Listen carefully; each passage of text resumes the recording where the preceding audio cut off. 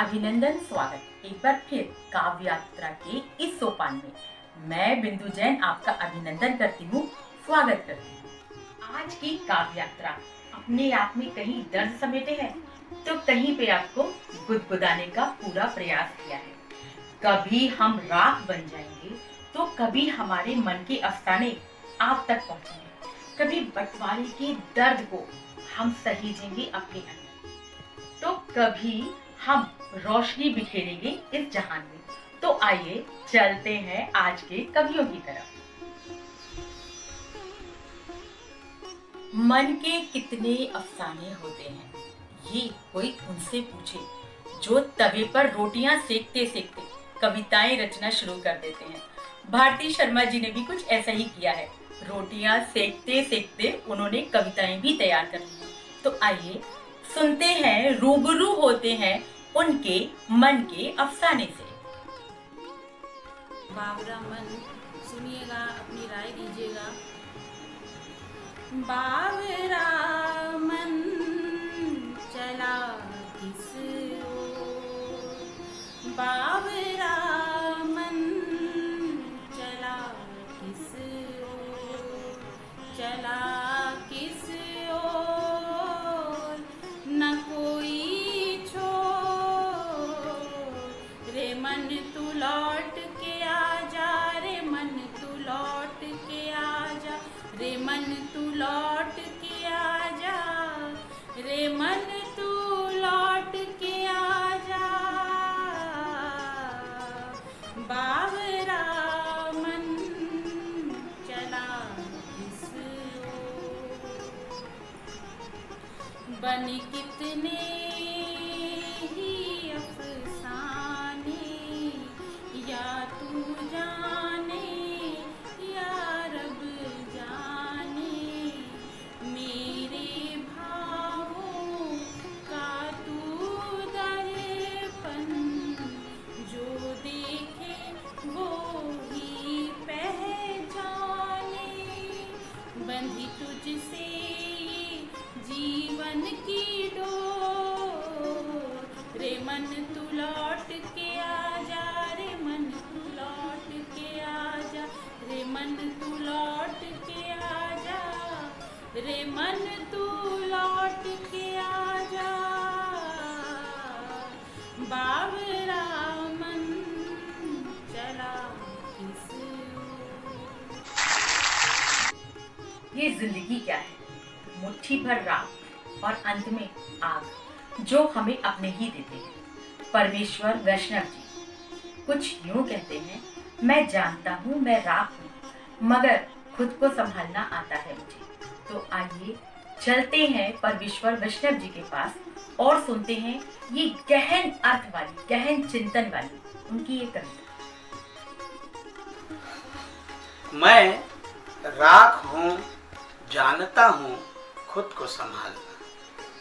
मैं राख हूँ, जानता हूँ खुद को संभालना। तुम हवा हो बदहवास, तुम हवा हो बदहवास, कुरेदना चाहते हो मेरे इरादे।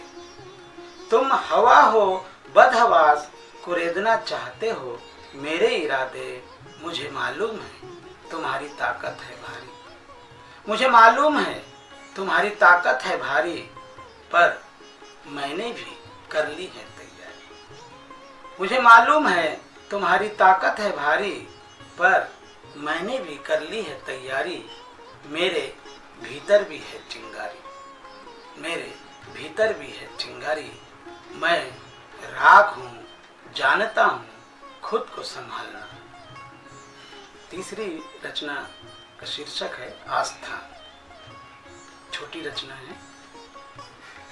तुम आस्था का जलता हुआ मुझे दीपक ना मानो, तुम आस्था का जलता हुआ मुझे दीपक ना मानो। वो सांप्रदायिक अंधकारों मेरी रोशनी तुम्हारे ही खिलाफ है। तुम आस्था का जलता हुआ मुझे दीपक ना मानो, वो सांप्रदायिक अंधकारों मेरी रोशनी तुम्हारे ही खिलाफ है। तीसरी छोटी रचना। दीपक होने का अर्थ।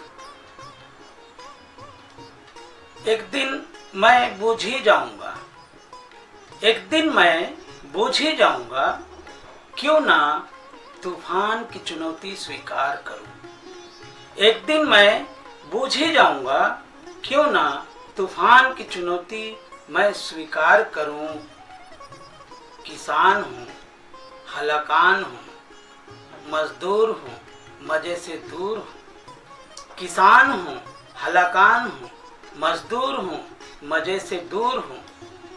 चलते चलते, जलते जलते, लड़ते लड़ते, चलते चलते, जलते जलते, लड़ते लड़ते, क्यों ना उपेक्षा के अंधकार को हरूं। एक दिन मैं बुझ ही जाऊंगा, क्यों ना मैं तूफान की चुनौती स्वीकार करूं। अंतिम रचना है, टूटना जरूरी है। सब जुड़ने की बात करते हैं। देखिए एक नज़र टूटना जरूरी पर आपका ध्यान चाहूंगा। टूटना जरूरी है, पके फलों को वृक्षों से नए अंकुरण के लिए। टूटना जरूरी है, पके फलों को वृक्षों से नए अंकुरण के लिए। टूटना जरूरी है, बेटे बेटियों को अपने अपने परिवारों से नए नेह गठबंधन के। टूटना जरूरी है, पके फलों को वृक्षों से नए अंकुरण के लिए। टूटना जरूरी है, बेटे बेटियों को अपने अपने परिवारों से नए नेह गठबंधन के लिए। इसी तरह टूटे थे कभी हमारे माता पिता हमारे दादा दादी से। इसी तरह टूटे थे कभी हमारे माता पिता हमारे दादा दादी से, और इसी तरह टूटे थे हमारे दादा दादी आदि आदि से। टूटना जरूरी है, आबादी के लिए, आजादी के लिए। टूटना जरूरी है, आबादी के लिए, आजादी के लिए। उड़ान की चाह में माता पिता की राह में, उड़ान की चाह में माता पिता की राह में, चूजे टूट पड़ते हैं अनंत आकाश की ओर। उड़ान की चाह में माता पिता की राह में, चूजे टूट पड़ते हैं अनंत आकाश की ओर, और नाप लेते हैं अपने सामर्थ्य का आकाश। टूट टूट कर बादल करते वर्षा की बौछार। टूट टूट कर बादल करते वर्षा की बौछार। टूट कर पुष्प बनते पुष्पहार। टूटना जरूरी है, बेसूध पड़े पत्थरों को। टूटना जरूरी है, बेसूध पड़े पत्थरों को, क्योंकि टूटे हुए पत्थरों के हर हिस्से में हर बार, क्योंकि टूटे हुए पत्थरों के हर हिस्से में हर बार होती है स्वतंत्र विरोध की धार। टूटना जरूरी है, बेसूध पड़े पत्थरों को, क्योंकि टूटे हुए हर हिस्से में हर बार होती है स्वतंत्र विरोध की धार। टूटना जरूरी है। धन्यवाद। कुछ लोग इतने परोपकारी होते हैं, इतने अच्छे होते हैं, इतने सज्जन होते हैं कि कभी वो अपना दिल जलाते हैं तो कभी अपना घर, जिससे कि दूसरों को रोशनी मिले। हमारी कवित्री नीतू गुप्ता जी भी कुछ यूं कहती हैं, रोशनी मिले जहां को, इसलिए घर जला रही हूं मैं। तो आइए सुनते हैं उनकी ये गजल। आपका गम उठा रही हूँ मैं, आपका गम उठा रही हूँ मैं, आपका गम उठा रही हूँ मैं। देखिए मुस्कुरा रही हूँ मैं, देखिए मुस्कुरा रही हूँ मैं। और ये शेर नजर करती हूँ कि लौट कर फिर कभी ना आऊंगी, लौट कर फिर कभी ना आऊंगी, लौट कर फिर कभी ना आऊंगी, तेरी महफिल से जा रही हूँ मैं, तेरी महफिल से जा रही हूँ मैं। और ये शेर कि रोशनी तो मिलेगी दुनिया को, रोशनी तो मिलेगी दुनिया को, रोशनी तो मिलेगी दुनिया को,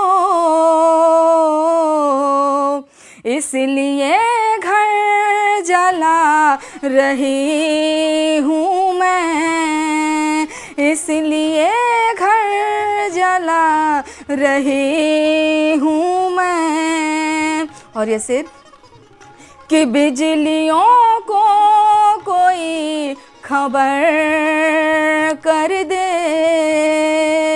बिजलियों को कोई खबर कर दे, बिजलियों को कोई खबर कर दे,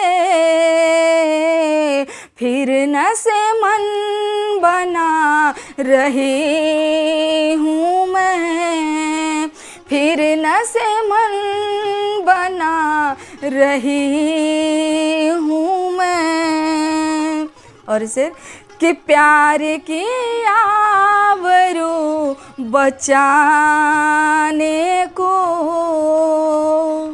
प्यार की आबरू बचाने को, प्यार की आबरू बचाने को,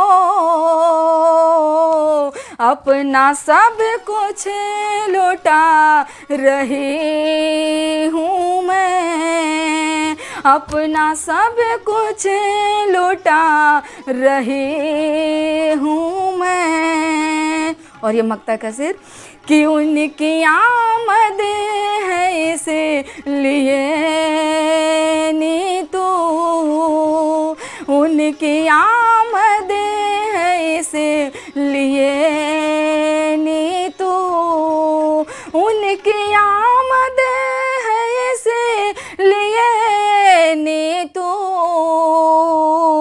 प्यार के गीत गा रही हूँ मैं, प्रेम के गीत गा रही हूँ मैं, आपका गम उठा रही हूँ मैं, आपका गम उठा रही हूँ मैं, आपका गम उठा रही हूँ मैं। देखिए मुस्कुरा रही हूँ मैं, देखिए मुस्कुरा रही हूँ मैं। बहुत बहुत शुक्रिया। बंटवारे से सदैव नुकसान ही हुआ है, बांटने की वृत्ति त्यागने का वक्त हो गया। जागो नौजवान, जागने का वक्त हो गया। जब हम कुछ भी बांटने लगते हैं, कहीं भी बंटवारा करने लगते हैं, तो वो पल बहुत ही दुखदाई होते हैं हमारे लिए। कुछ इसी तरह के पलों का आंखों देखा चित्रण किया है जगदीप अंचल जी ने, जो बाराबंकी से हैं हमारे साथ। सबको मान मिले, सबकी इच्छाओं का सम्मान भी हो, गीता ग्रंथ बाइबिल के संग में पवित्र कुरान भी हो। सबको मान मिले, सबकी इच्छाओं का सम्मान भी हो, गीता ग्रंथ बाइबिल के संग में पवित्र कुरान भी हो। ओ हिंदू मुस्लिम सिख ईसाई पंथ अलग हों भले, मगर गहराए संकट स्वदेश पर तो सबका बलिदान भी हो, गहराए संकट स्वदेश पर तो सबका बलिदान भी हो। एक बार फिर से जरूरत है पूरे देश को एक होने की, क्योंकि जो हालात हैं, कोरोना का जो हमला है हमारे देश पर, इस महायुद्ध में सबको एक होने की जरूरत है। हमारे देश पूरे विश्व में अगर किसी देश को माँ कहा गया है तो वो भारत देश होता है। मैंने वंदे मातरम, माँ की वंदना के कई छंद लिखे, उसी श्रृंखला के कुछ छंद प्रस्तुत करता हूं। उसने कि करता है मातृभूमि का स्वच्छंद गुणगान।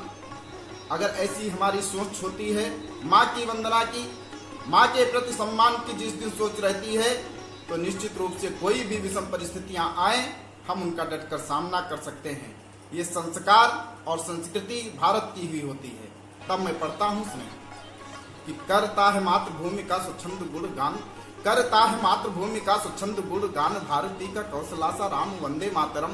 करता है मातृभूमि का स्वच्छंद गुणगान, करता है मातृभूमि का स्वच्छंद गुणगान, भारती का कौशलासा राम वंदे मातरम।